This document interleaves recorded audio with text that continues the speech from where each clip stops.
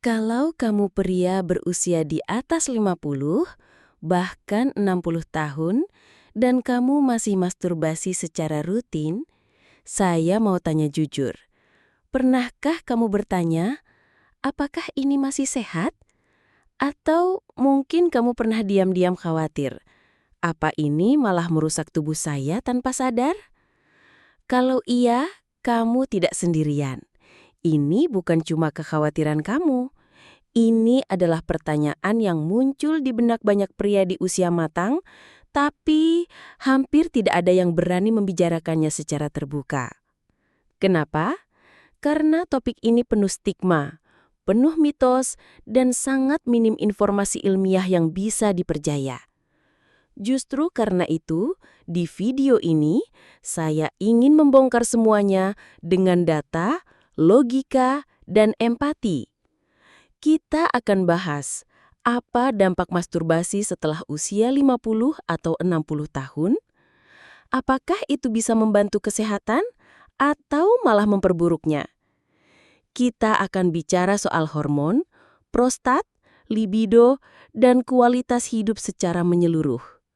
Bukan berdasarkan opini, tapi berdasarkan sains. Dan yang lebih penting, saya akan kasih kamu perspektif yang jujur, netral, dan bisa langsung kamu gunakan. Karena pada akhirnya, ini bukan soal baik atau buruk, tapi soal kesadaran dan kendali. Mari kita mulai dari sisi yang jarang dibicarakan, manfaatnya. Pertama, masturbasi membantu menjaga elastisitas jaringan penis.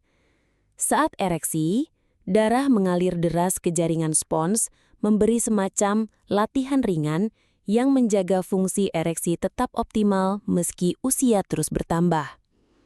Kedua, baik untuk kesehatan prostat. Studi besar dari Harvard menunjukkan bahwa pria yang ejakulasi lebih dari 21 kali sebulan punya resiko kanker prostat jauh lebih rendah. Kenapa?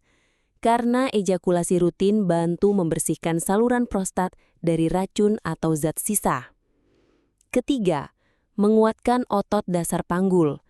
Otot ini penting untuk kendali urin, ereksi, dan performa seksual secara umum. Keempat, mengurangi hormon stres kortisol. Dalam dunia yang makin penuh tekanan, orgasme terbukti menurunkan kortisol, meningkatkan serotonin, dan membuat kita lebih rileks. Kelima, memicu pelepasan zat kimia bahagia seperti dopamin dan oksitosin.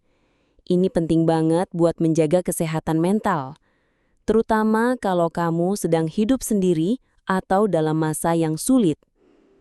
Keenam, membantu mendeteksi kelainan fisik.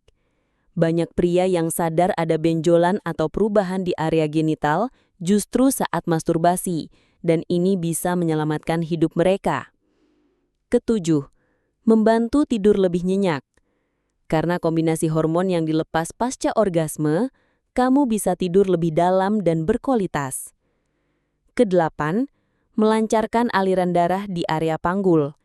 Ini penting untuk mencegah masalah kandung kemih dan disfungsi ereksi. Kesembilan, melatih kendali ejakulasi. Teknik stop-start bisa membantu kamu yang punya masalah ejakulasi dini. Dan terakhir, menjaga jalur saraf gairah tetap aktif. Libido bukan cuma soal hormon, tapi juga soal kebiasaan otak dalam merespons rangsangan. Tapi tentu saja, ini bukan tanpa risiko. Dan ini bagian yang sering diabaikan.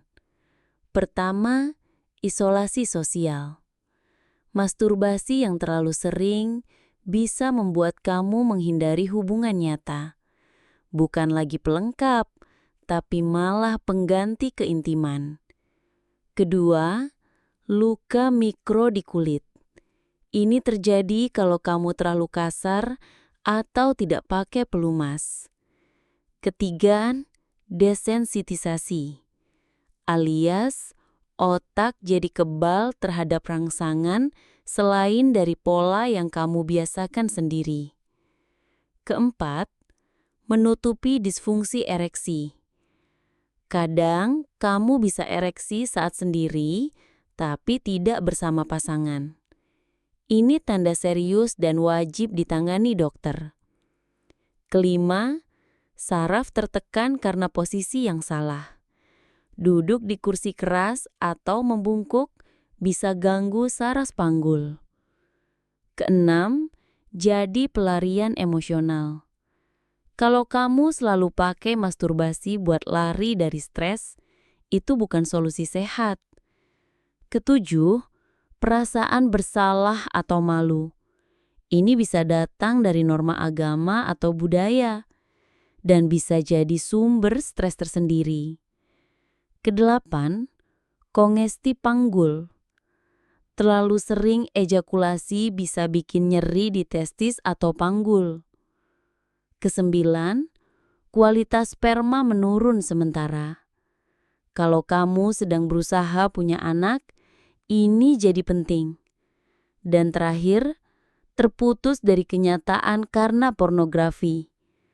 Ketergantungan pada fantasi tidak realistis bisa mengacaukan ekspektasimu saat kamu bersama pasangan nyata.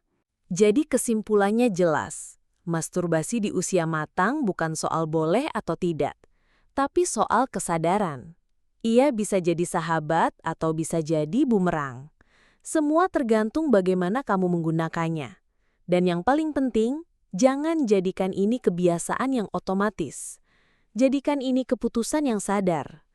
Dengarkan tubuh kamu, hormati batas kamu, dan jangan pernah merasa kamu harus menghadapinya sendiri.